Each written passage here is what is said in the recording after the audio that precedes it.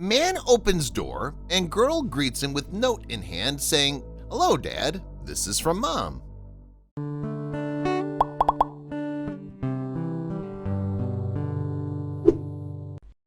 A man noticed a little girl standing on his porch when he answered the door at night.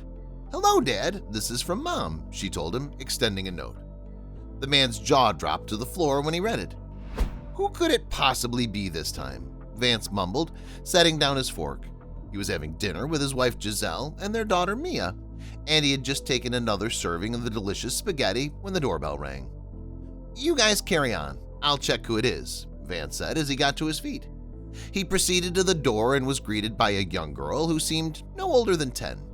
"Hello, Dad," she said. "Can I please come in? This is from Mom," she added, extending a note to him. Vance laughed. "Look, girl, I guess you've lost your way. I'm not your dad." But the girl shook her head. "I know who you are. You're Vance Sanders, aren't you?" Vance gasped, covered his mouth in shock. How do you know my name?" "Can I come in first?" she asked again. "I'm feeling cold."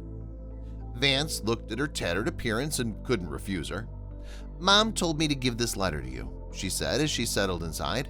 "Please read it." Giselle left her dinner and came to the living room to check what had taken Vance so long. When she saw the little girl talking to Vance, she was confused. "Darling, who is she?" "Just a minute, honey," Vance said as he opened the note to read it. "Dear Vance, I would have never turned to you if it weren't for my illness. I can no longer care for our daughter, and it's past time she met her father. Please don't reject her this time. This is a request. With love, Laura."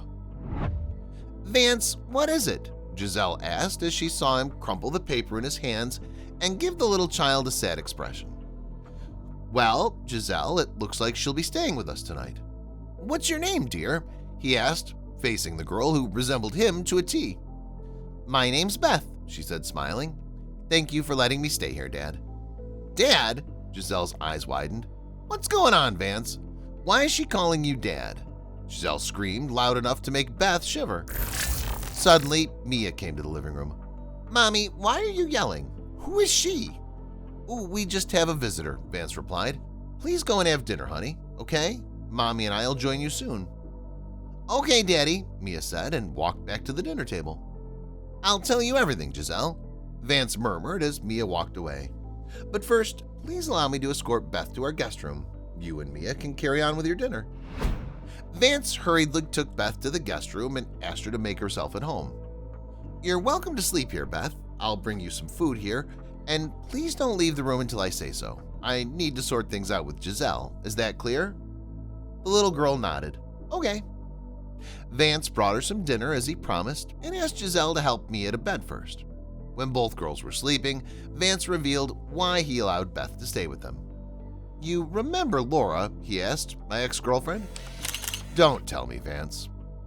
"You're right, Giselle. Beth is Laura's daughter and I'm her father. Remember when I told you Laura and I had broken up? I never told you Laura was pregnant at the time. I wasn't ready to be a father and she was too eager to keep the pregnancy going, so I basically ended my relationship with her.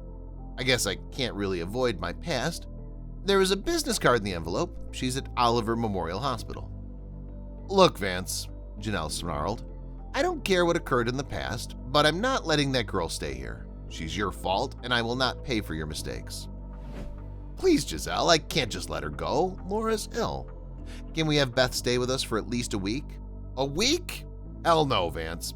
In fact, I would not." Before Giselle could finish, Vance cut her off. "I swear I'll talk to Laura about it this weekend, and I'll make some plans for Beth." Giselle gave him a dirty look. "Fine, but not a day more than a week." "Thank you, Giselle." That day, though Giselle reluctantly agreed to let Beth stay in their house, deep down she hated every moment of it. When Vance would return to work, he would spend time with both Mia and Beth. They would watch movies and go out for dinners, all this time reminding Giselle of how much she hated the girl and her husband's past. So one day, when Vance was away from work, Giselle secretly dropped Beth at the hospital and drove back home. When Vance returned home and didn't find Beth, he was furious. "What did you do to her, Giselle? Where's my daughter?" "She's in her room, Vance. I don't know what you're talking about." "I'm not talking about Mia, Giselle." Where the hell did you send Beth? Where is she?"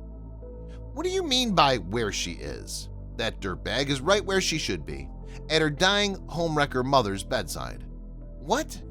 How could you just leave her there alone? She's a child, for God's sake, Giselle.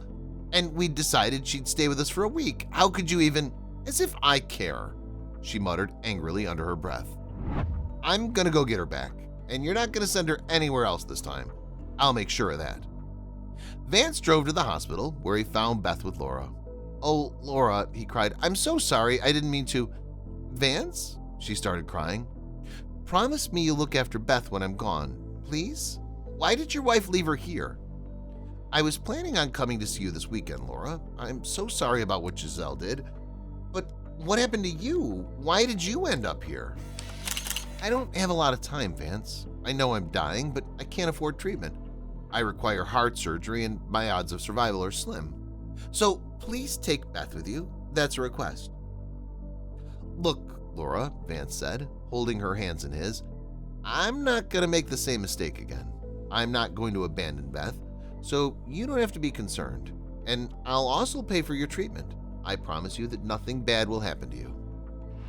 Vance brought Beth home and told Giselle he'd look after Beth just like he would Mia.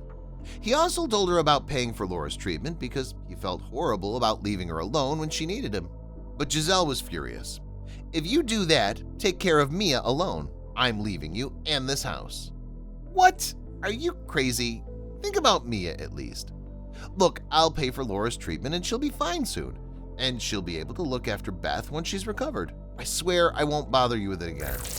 No man wants to see his family torn apart like this, Giselle. Please bear with me." "Yeah, Mommy, please don't go," Mia cried. "Beth and I are sisters. Daddy loves us both." But Giselle didn't budge.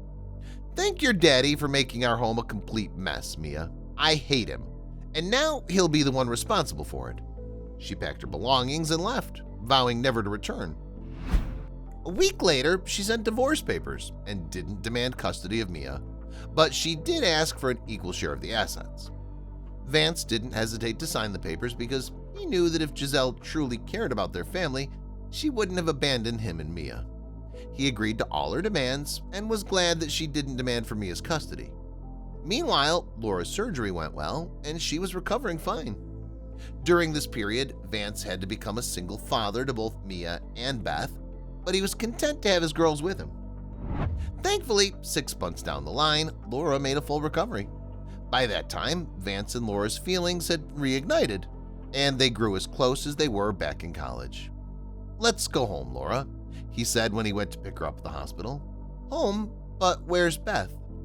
"At the place where we've all been waiting for you. Our home, where our daughters are." Vance brought Laura home and told her about everything that transpired while she was in the hospital.